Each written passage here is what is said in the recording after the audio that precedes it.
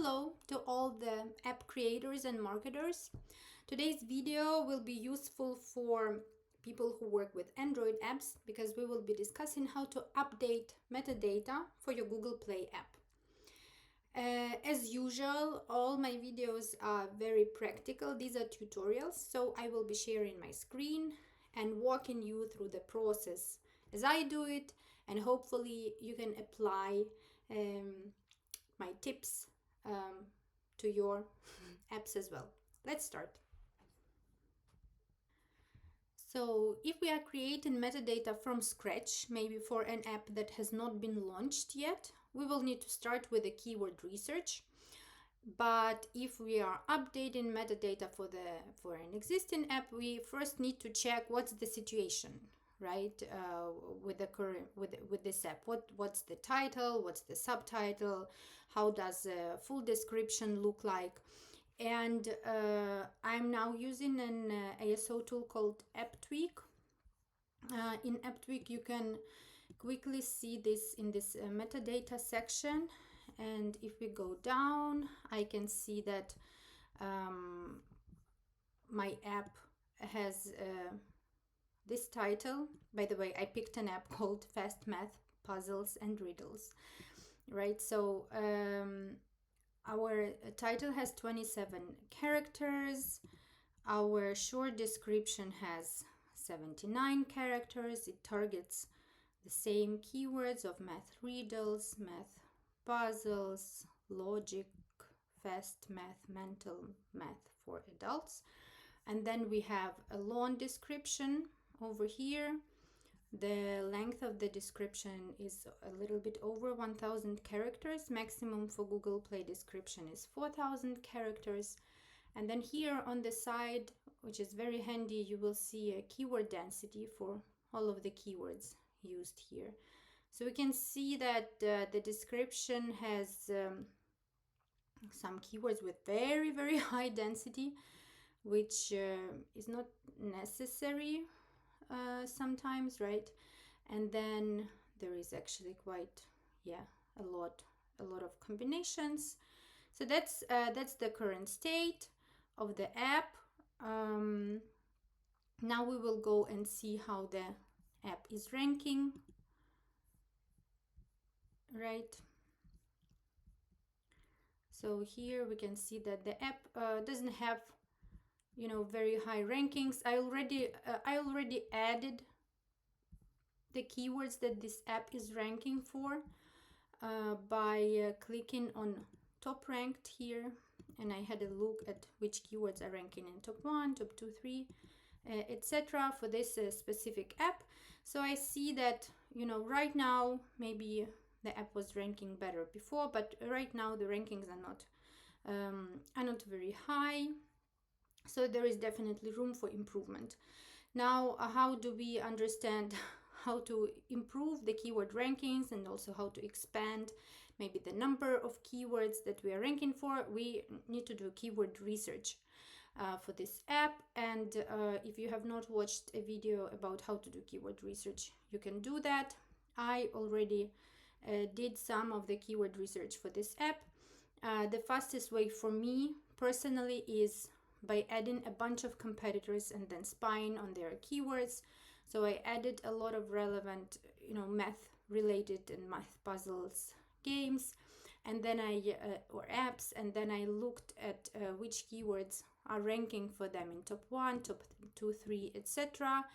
I added relevant keywords to my keyword list, and not all of them, but right now I have 114 keywords. I will continue adding because I have not looked through all of them.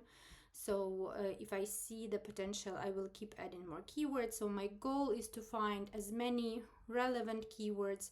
Not necessarily they need to be high volume keywords, because I see that the app is not in a very strong position. So my goal is actually to get rankings even for low volume keywords, just to get the volume of downloads a little bit higher. Now a fun fact about keyword volumes on Google Play versus App Store. So if you look at keyword volumes for the App Store apps and compare these keyword volumes in different ASO tools, you will see that the data is more or less the same. Yeah, so you will see that this keyword will have, let's say, 11 on AppTweak, on AppFollow, on AppFigures, on Sensor Tower, you know, all of those ASO tools, the keyword volume will be the same. On Google, you will not see this situation.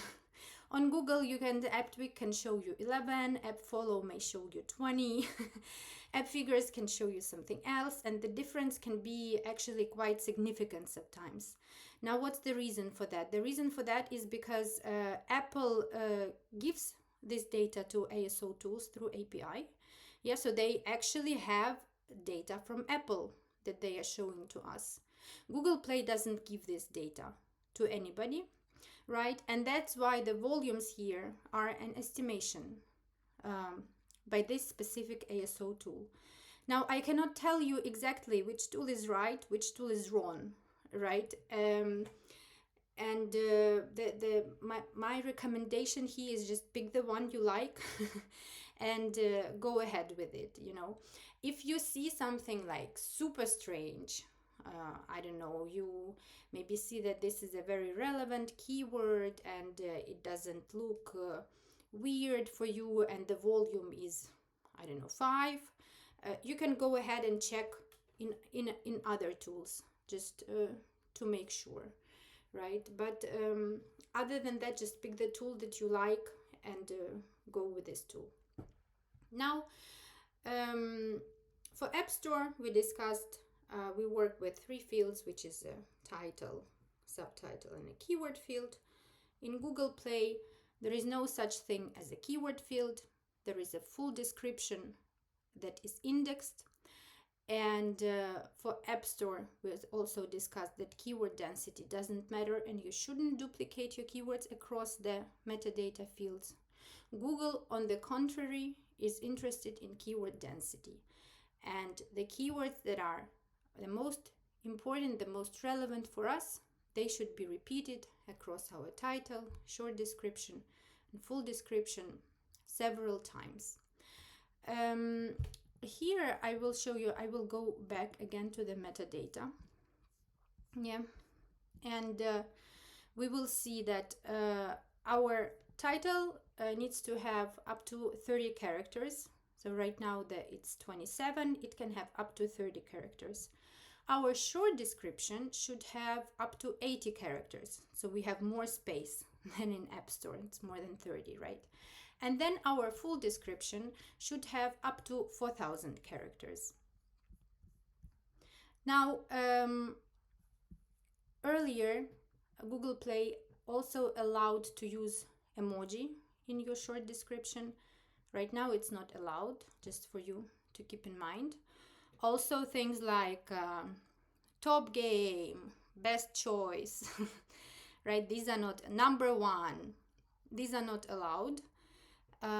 If you want to use them, you need to have a proof that your app is number 1, and you need to be ready to provide it to Google to actually, you know, prove that you can use it in your metadata. Now, regarding the full description, earlier, what I noticed while working with Google Play apps was that the description should, you know, focus on these focus keywords, and the description does not have to be very, you know, long as you have the keyword density for your target keywords above 2-3%, which is our goal. Yeah, we are fine. But I think that with time, Google algorithm, of course, became more advanced and it became smarter. And what I noticed is that if you try to, of course, add, besides your core search terms, if you add more synonyms to that, or terms that are similar in the meaning to your description. And if you make this description longer, it actually helps Google algorithm understand the app better and rank you higher and for a higher number of keywords. That's why when I looked at this number of 1,200 characters, I was like, okay, there is room for improvement, and we still have space to introduce more characters and more keywords to this description. Now, what I like to do with the full description is that in the first paragraph, I like to repeat my very core keywords, that I would put in a title and in a short description in the very first paragraph. A lot of people like using ChatGPT to write the description. I don't use it just because most of the times I don't like the structure that it gives me, or the phrases sound a lot like ChatGPT. I also like to follow a specific structure of my descriptions. That's why for me it's easier to write it by myself. But you can, of course, if you're not good with writing copy or not fast enough, just make sure to write a proper prompt. Tell what your app is about and mention the keywords that you want to target. Also mention the keyword density that you want to reach. And the keyword density for your most important focus keywords should be, as I said, 2 to 3%. Don't get upset if it's 1.99 or 2.5 instead of 3. That's still good. As I said, Google pays attention to the synonyms, the context, and other things that you are describing in your full description. Here in this app, we can see that this text is has big, large font. This means that SEO tags were used, an H2 tag. You can also try and do that. I personally have not seen major improvements by adding H2 tags to my descriptions. If the description is already optimized and I added an H2 tag, I didn't see the improvements. But maybe everything combined will actually work better. Another important thing to remember is that, of course, we're not allowed to use competitor terms here. Google can, even if it slips through once, Google will still notice it maybe later, or you can get a complaint from your competitor, and Google will ask you to remove those keywords. Now, here in AppTweak, you can also test a new description. So let's say you rewrote the description. So you can click here on test and then insert a new description here, and you will see keyword density for your terms. Pay attention that you not only look at keywords like math or puzzles. You're interested in keyword combinations like math games or math puzzles or fast math or mental math, right? So it's not just single terms that matter. It's a whole combination that matters. Oh, and since we touched on the H2 tags, Google also allows you to use emoji in your descriptions and to use some HTML tags. For example, you can make a text bold. So here you can see that this first sentence is bold. It means that this proper HTML tag was used. We know that full description is not read by a lot of users. According to research from different sources, it's only 2 to 5% of users who read through full description. But those who do, they are usually very detail oriented. So for those people, things like emoji and HTML formatting will have impact on their conversion rate to download. Now, when you are done with your description, with your full description, you rewrote it and you added, you expanded the list of keywords, check that the current keywords that you have are not suffering. By that I don't mean that, so math can actually go down in density, right? That's a very high density. As long as it's 2 to 3%, that's fine. But if, let's say, your target keyword was a density of 2, and now it has a density of 0.5, I would not do that. I would try to keep that keyword at the density of 2. So whatever you are adding to the description, it should not harm your current keywords. Another thing that I wanted to say is that usually when I work with updating metadata, I don't try to like break and redo everything.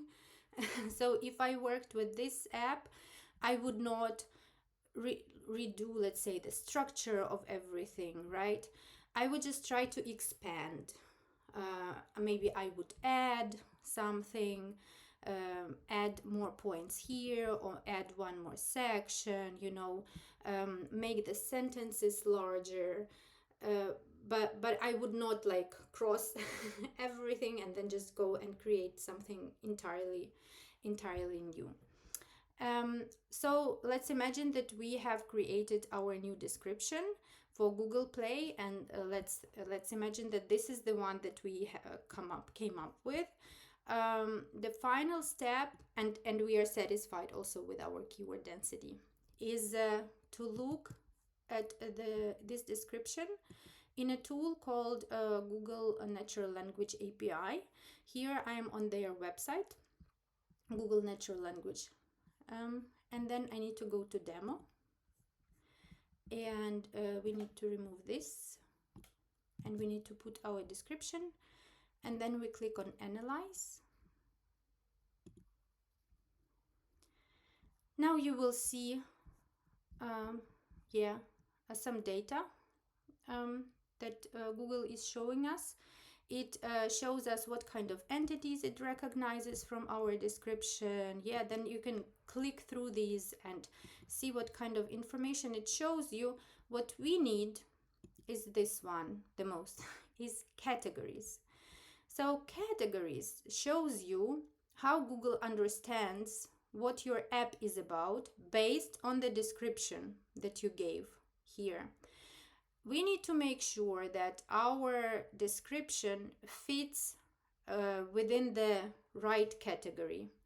Yeah, here we see that Google identified that we are within science, mathematics, other, games, puzzles, brain teasers, games, educational games, and then there are some other categories. So I would say that these, especially 3, are very relevant. They are about our app, and our app should be within this category.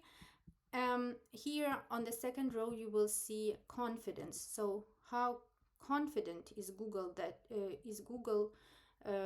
about your app being within this category? Now I like my confidence to be above 0.8. Yeah, closer to 1, the closer to 1 the better. And now this for science and mathematics confidence is 0.86. For game and puzzles the confidence is 0.69. Yeah, and here we can see that the confidence is 0.5. So this is not a bad confidence levels. So with the new description we will need to make sure that Google is still confident that we are within these categories. It will be ideal if we manage to increase the confidence level, but our goal is not to drop it actually, but to increase it, of course. So that's how you would do the keyword metadata update. To do metadata updates in Google Play, you don't need a new build. You just go to your Google Play console, you update your metadata, and you send it to Google review, then don't forget to publish publish the app for review after the review if you have managed publishing on. And if we talk about when to analyze, how your metadata performed, I like to give Google some time, right? 3 to 4 weeks, I would say, before I make any final decision if my metadata update worked. Of course, if I see something bad happening with my store listing visitors and downloads within the first 5 days or 10 days, it is a very good idea to go check what happened with your keyword rankings. Maybe something else is happening with the app. Maybe there was some product update that is causing crashes. Maybe you got a lot of bad reviews all of a sudden, right? So if you see any negative trends, then you will need to take an action earlier. But if not, if everything is stable or growing, hopefully, then the final review should take place not earlier than 3 to 4 weeks after we have our metadata updated. To analyze, then you will need to go again to the ASO tool. When you do the metadata update, by the way, don't forget to save the list of the targeted keywords that you worked with. This is a good idea just to keep track of them. Yeah, and compare how you were ranking for specific keywords before and after. It is also a good idea to check, maybe you started ranking for new keywords. This is actually what often happens with Google, that it starts ranking you for the keywords that you didn't even think about. Yeah, which can be a good and a surprising thing sometimes. Yeah, but that was it for today. Let me know if you have any questions, and subscribe to the channel if you want to receive more ASO tutorials. As I said, more detailed video tutorial about keyword research itself, I will post the link in the comments. But for now, that's it from me, and see you later.